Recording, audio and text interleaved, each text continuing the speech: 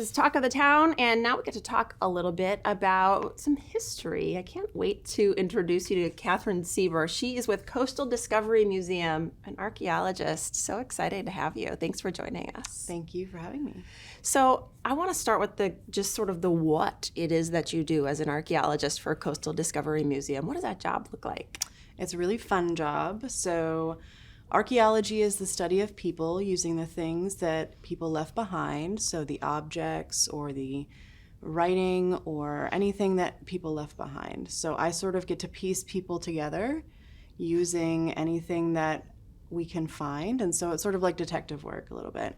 And we do this because we have lots of questions about people in the past, right? So history is very often written by people who were the dominant people or the majority, and so we don't really get all the little stories, and that's my job, is to find the stories of people who didn't get to write it down.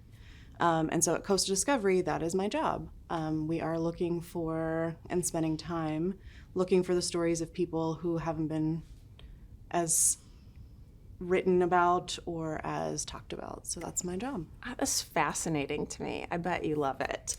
I do. So it was fun because we were chatting a little bit before we started, and one of the questions people sometimes ask is, like, what's the point?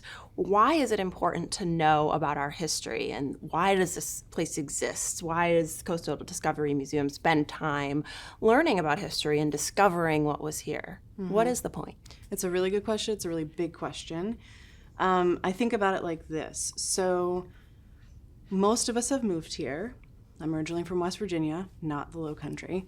So for us, it's even more important. Knowing our history gives us a way to navigate the world in a more responsible, a more respectful, but also almost a more magical way. So when you have information about where you are, who is here before you, what were they doing, you can become a little bit more tied to the place you live.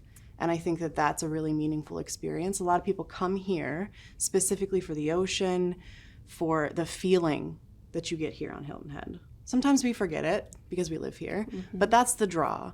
And that same feeling of awe and inspiration and connection, you can find that in history and knowing about where you live. And so I think for us here in the Lowcountry, especially folks who have moved here, it's even more important. So we can feel that tie or that inspiration that we sometimes don't get every day. Right. Oh, that's so well said. And there is such great important history here, and how we are in our present weave into that past and then become, of course, a part of history. So really interesting stuff. There is so many things that we could talk about with the 2 minutes we have left, but let's talk about some of the upcoming programming that you have surrounding Juneteenth.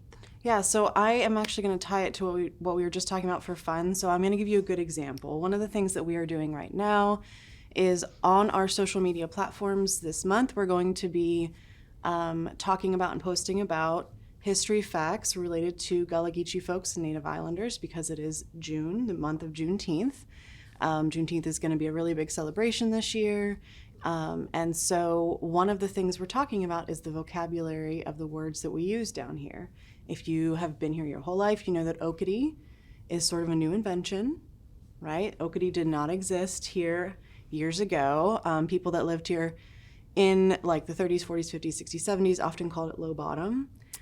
Okity is just sort of like a new manufactured thing. But that word has been used here for a very, very long time to describe that area. And Okity comes from a West African word, Okidi, maybe Igbo, that means in the middle. So it's referring to a river in the middle of the Combie and the Broad. How interesting. Or the Combie is that? and the Savannah. Okay. Yeah. Wow. And so these words that we use every single day, like tacky for marsh tacky, Okity, Pedi, Wassa, they all have roots.